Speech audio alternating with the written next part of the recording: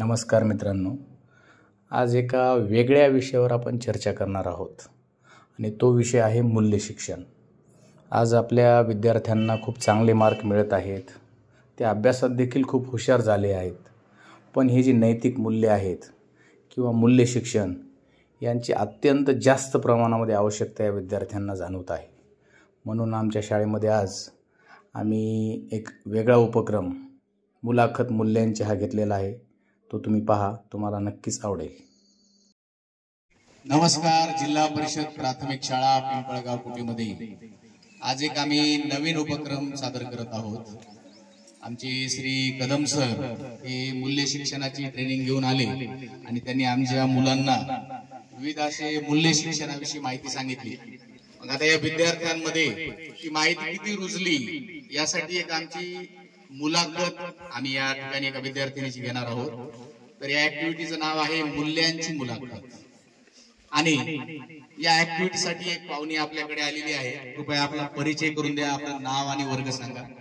माझं नाव अनुराधा भुजंग कदम, मी इयत्ता 7वी शिकते. ओके अनुराधा, आता आपण मूल्य शिक्षण या गंभीर विषयावर चर्चा करणार आहोत. तर पहिल्यांदा मला तुम्ही एक एक मूल्य सांगा आणि त्या मूल्याविषयी तुम्हाला कदम सरांनी जी माहिती दिली त्यातलं तुमच्या दृष्टिकोनातून त्या मूल्याविषयी तुमचं मत सांगायचंय. आणि तुम्ही सांगितल्यानंतर त्यामध्ये मी माझे काही पॉइंट त्याच्यामध्ये ऍड करेन. पहिलं मूल्य सांगा, तुम्हाला कोणतं माहिती आहे? राष्ट्रभक्ती. सांगा, राष्ट्रभक्तीविषयी तुम्हाला काय माहिती मिळाली? आपण आपल्या राष्ट्रावर प्रेम केलं पाहिजे. ठीक आहे. बघा, तिने खूप छान सांगितलं की आपण आपल्या राष्ट्रावर प्रेम केलं पाहिजे. मग आता हे प्रेम कसं करायचं? प्रत्येक व्यक्ती जो या राष्ट्रामध्ये आहे तो सीमेवर जाऊन या ठिकाणी फौजी होऊ शकणार नाही. मग प्रेम कसं करणार? प्रत्येकानं आपलं आपलं काम जर इमानदारीनं केलं तर मला वाटतं आपला देश नक्कीच समोर जाईल. या मताशी आपण सहमत आहात? ठीक आहे. म्हणजे राष्ट्रभक्ती किंवा राष्ट्रप्रेम हे पहिलं मूल्य आपण जोपासलं पाहिजे. या ठिकाणी असलेल्या सर्व विद्यार्थ्यांना ही गोष्ट अगदी मनात रुजून घ्या की राष्ट्रभक्ती हे मूल्य आपल्यामध्ये आलं पाहिजे. दुसरं मूल्य सांगा तुम्ही. स्त्री पुरुष समानता. ठीक आहे, त्याच्यावर आपले विचार व्यक्त करा. आपण स्त्री आणि पुरुषांना एक समान संधी दिली पाहिजे. एखादं उदाहरण तुम्ही सांगू शकता का? शिक्षणामध्ये, व्यवहारामध्ये. Very good. बघा, अनुराधानं सांगितलं की स्त्रियांना आणि पुरुषांना समान संधी दिली पाहिजे. आपण काय करतो, ही मुलगी आहे म्हणून तिला कमी लेखतो, हा मुलगा आहे म्हणून त्याला थोडं जास्त प्रेफरन्स देतो. असं न करता आपण काय केलं पाहिजे? स्त्री पुरुष समानता आपल्या समाजामध्ये ठेवली पाहिजे. बरोबर आहे का? चला, हे दुसरं मूल्य तिने सांगितलं. तिसरं मूल्य सांगा. वक्तशीरपणा. पुन्हा एकदा. वक्तशीरपणा. वक्तशीरपणा विषयी तुमचे विचार सांगा थोडेसे. आपण कोणतंही काम वेळेवर केलं पाहिजे. कोणतंही काम वेळेवर केलं पाहिजे. बघा, आपण काय करतो, आपण नंतर करू, थोड्या वेळानं करू, आताच काय. त्याच्यामुळे कल करे सो आज करे सो अभी, कल परसो तरसो करेगा फिर करेगा कभी. म्हणजे आपण कोणती गोष्ट वेळच्या वेळेवर केली पाहिजे. बरोबर आहे अनुराधा? म्हणजे हे तिसरं मूल्य तिने सांगितलेलं अत्यंत महत्वाचं आहे. आणि समाजामध्ये हे मूल्य रुजल्यानंतर खरंच आपला समाज एक सुजान समाज होईल, त्यामध्ये काही दुमत नाही. चौथं मूल्य सांगा. संवेदनशीलता. संवेदनशीलता हे खूप महत्वाचं मूल्य. याच्याविषयी मला तुझे विचार जाणून घ्यायला खूप आवडेल. सांग, काय संवेदनशीलता म्हणजे? जर कोणाला दुखापत झाली तर आपण त्याच्या दुःखामध्ये आपल्याला सुख होऊ नये. ओके, आपल्याला दुःख व्हावं. बर, आणखी?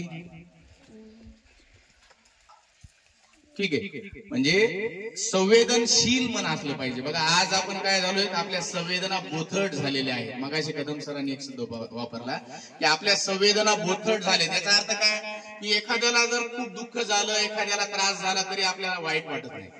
बरोबर आहे?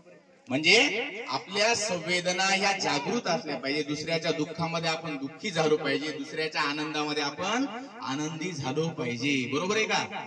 चला, पुढचं मूल्य सांगा. श्रमप्रतिष्ठा. ओके, श्रमप्रतिष्ठा. याच्यावर तुमचे विचार सांगा. कोणतीही गोष्ट कष्ट केल्याशिवाय मिळत नाही आणि आपण कष्ट करणाऱ्या लोकांविषयी आपल्या मनात आदर असला पाहिजे. वा वा वा वा वा. बघा, हिच्यासाठी एकदा जोरदार टाळ्या वाजवा या गोष्टीसाठी. बघा, कोणतीही गोष्ट कष्ट केल्याशिवाय मिळत नाही आणि कष्ट करणाऱ्या लोकांविषयी आपल्या मनामध्ये काय असला पाहिजे, आदर असला पाहिजे. ही आहे श्रमप्रतिष्ठा. आणखी मी एक गोष्ट ऍड करतो, कोणतंही काम हे कमी लेखलं नाही पाहिजे, हे श्रमप्रतिष्ठामध्ये येतं. म्हणजे काय की आपण समजतो की नाही हे काम माझ्या दर्जाचं नाही, तसं नाही. या जगामध्ये प्रत्येक काम हे महत्वाचं आहे आणि प्रत्येक काम करणाऱ्या माणसाचा आपण काय केलं पाहिजे, सांगा काय केला पाहिजे, आदर केला पाहिजे. हे खूप महत्वाचं मूल्य आहे. पुढचं मूल्य सांगा, राष्ट्रीय एकात्मता. राष्ट्रीय एकात्मता. याच्याविषयी जरा तुमचे विचार सांगा. आपण आपल्या राष्ट्रात राहणाऱ्या लोकांना आपले भाऊ बहीण मानले पाहिजे. बरोबर. बघा, राष्ट्रीय एकात्मता. आपण रोज प्रतिज्ञा म्हणतो की भारत माझा देश आहे आणि सारे भारतीय माझे काय आहेत, बांधव आहेत. म्हणजे या देशामध्ये सर्व जाती धर्माच्या लोकांमध्ये कशी असली पाहिजे, एकात्मता असली पाहिजे. चला पुढचं मूल्य सांगा, वैज्ञानिक दृष्टिकोन. सांगा या मूल्याविषयी काय माहिती आहे तुमची, काय मत आहे. आपल्या आजूबाजू घडणाऱ्या गोष्टींविषयी आपल्याला वैज्ञानिक दृष्टिकोन असला पाहिजे. बरोबर आहे. आपल्या आजूबाजूला घडत असणाऱ्या घटनाविषयी आपण कसं बघितलं पाहिजे, वैज्ञानिक दृष्टिकोनातून बघितलं पाहिजे. जिथं विज्ञान संपतं तिथं अंधश्रद्धा सुरू होते. जिथं विज्ञान संपतं तिथे काय सुरू होते, अंधश्रद्धा सुरू होते. प्रत्येक गोष्टीच्या पाठीमागे काहीतरी कारण आहे आणि कोणतीच गोष्ट विनाकारण होत नाही. हे ज्या वेळेला आपण आपल्या डोक्यामध्ये ठेवतो त्यावेळेला आपल्या डोक्यामध्ये काय येतो, वैज्ञानिक दृष्टिकोन येतो. चला आणखी मूल्य, मला वाटतंय आपण सगळे मूल्य सांगितलेले आहेत. आणि बघा या ठिकाणी अनुराधाने अत्यंत थोड्या वेळामध्ये, म्हणजे तिला जी माहिती मिळाली सरांकडून, त्या माहितीवर तिने तिचे विचार मांडले, त्या मूल्यांविषयी तिच्या भावना सांगितल्या. आणि त्यामध्ये ही जी मुलाखत आहे, ज्याला आपण मूल्यांची मुलाखत म्हणलं, की ज्या मूल्यांच्या मुलाखतीतून इथं बसलेल्या सर्व मुलांपर्यंत ते मूल्य पोहोचावेत, हा एक आमचा दृष्टिकोन होता. आपण या ठिकाणी या मुलाखतीला वेळ दिला त्याबद्दल आपले खूप खूप आभार, धन्यवाद. ओके, एकदा जोरदार टाळ्या वाजवा एकदा अनुराधासाठी. चला धन्यवाद. आपण व्हिडिओ बघितल्याबद्दल धन्यवाद.